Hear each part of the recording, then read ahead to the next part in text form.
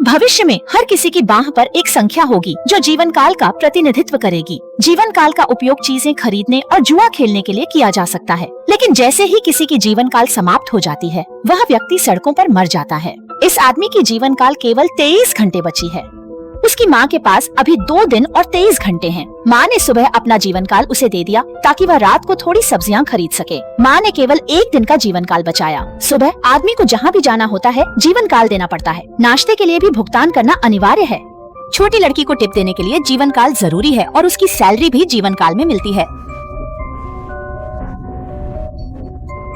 क्योंकि यह इलाका गरीबों का है। हर किसी की जीवन काल केवल कुछ दिनों की होती है, इसलिए उन्हें हमेशा काम करते रहना पड़ता है ताकि वे जीवन काल को विस्तार दे सकें। लेकिन इस दुनिया में एक और तरह के लोग भी हैं, अमीर लोग, जिनके पास 100 साल का जीवन काल होता है। इस दिन नायक बार में एक आदमी से मिला और सलाह दी, तुम यहाँ नहीं आना चाहिए क्योंकि तुम्हारा जैसा अमीर आदमी हमेशा लूट का शिकार बन सकता है।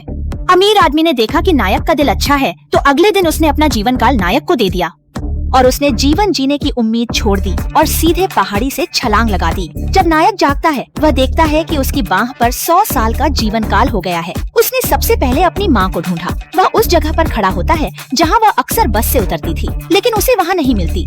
माँ बस का किराया बढ़ने की वजह से यात्रा नहीं कर सकी और जीवन काल खत्म होने पर मर गई। नायक ने उसे अपनी बाहों में मृत पाया। आदमी बहुत उदास हो जाता है और जानना चाहता है कि उन्हें यह गरीब जीवन कौन दे रहा है।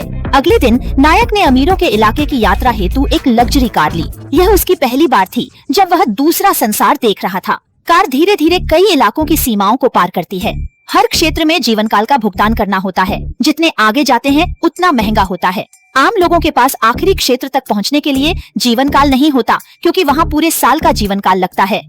नायक अंत में उस क्षेत्र में पहुंचता है जहां हर जगह आलीशान इमारतें नजर आती हैं। उसकी लग्जरी कार एक बड़े होटल के सामने रुकती है। वह वहां इकट्ठा भीड़ को गौर से देखता है। यह सोचकर हैरानी होती है कि इतने सारे लोग वहां क्यों हैं।